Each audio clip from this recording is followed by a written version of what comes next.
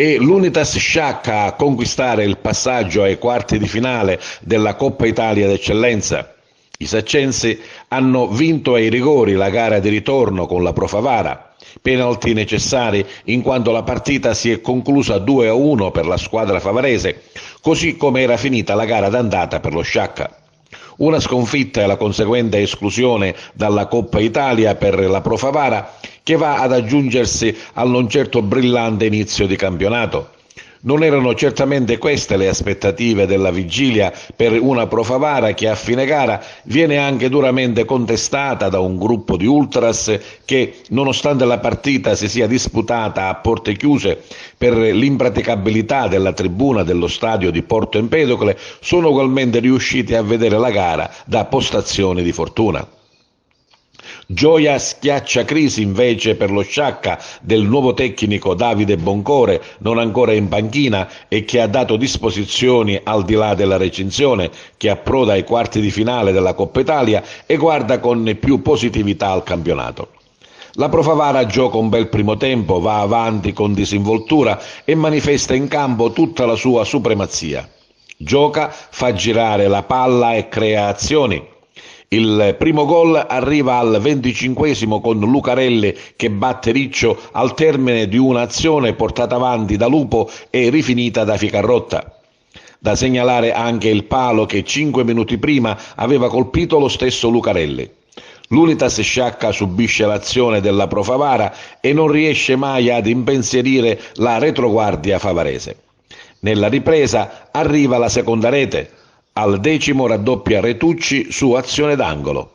Lo Sciacca però non si perde d'animo e con un eccellente Concialdi le tenta tutte per arrivare in rete. La Pro Favara non riesce a chiudere la gara, anzi arreta troppo e lascia l'azione agli avversari. Al 69esimo, complice uno svarione difensivo, arriva la rete dello Sciacca con Sant'Angelo appena entrato. La gara termina sul 2-1, risultato di perfetta parità in relazione all'incontro di andata che porta dritto ai rigori. La qualificazione per la squadra saccense infatti arriva dagli 11 metri. I 5 rigoristi dello Sciacca con freddezza sono andati tutti a segno, mentre la Pro Favara inciampa con Miano, che era entrato praticamente a tempo scaduto proprio perché uno dei rigoristi designati, ma si fa parare il tiro da Riccio. Quinto rigore non tirato poiché ininfluente ai fini del risultato. Unitas Sciacca che approda ai quarti di finale di Coppa Italia e Pro Favara che dovrà sicuramente rivedere qualcosa e preferisce non concedere interviste a fine gara. Ma sentiamo l'autore della rete sancense, Giuseppe Sant'Angelo.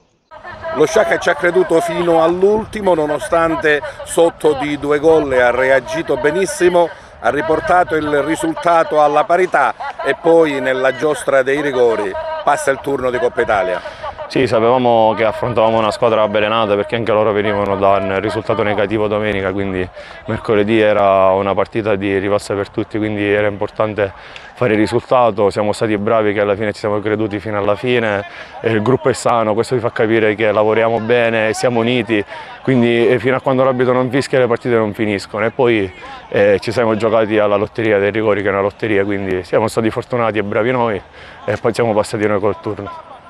Il cambio di allenatore insomma è una cosa tecnica che resta nella società, sul campo invece i giocatori dispiace perché quando va via un allenatore è sempre brutto, però alla fine noi facciamo i giocatori, le scelte le fa la società, è giusto che noi accettiamo il decreto della società, quindi noi siamo qua per lavorare. Un buon risultato in Coppa Italia, il passaggio del turno fa ben sperare anche un proseguo di campionato. Guardi, ci dà morale perché sabato abbiamo un'altra guerra fuori casa e ci servono i punti in campionato, quindi va bene la Coppa, ormai è passata, quindi pensiamo a sabato.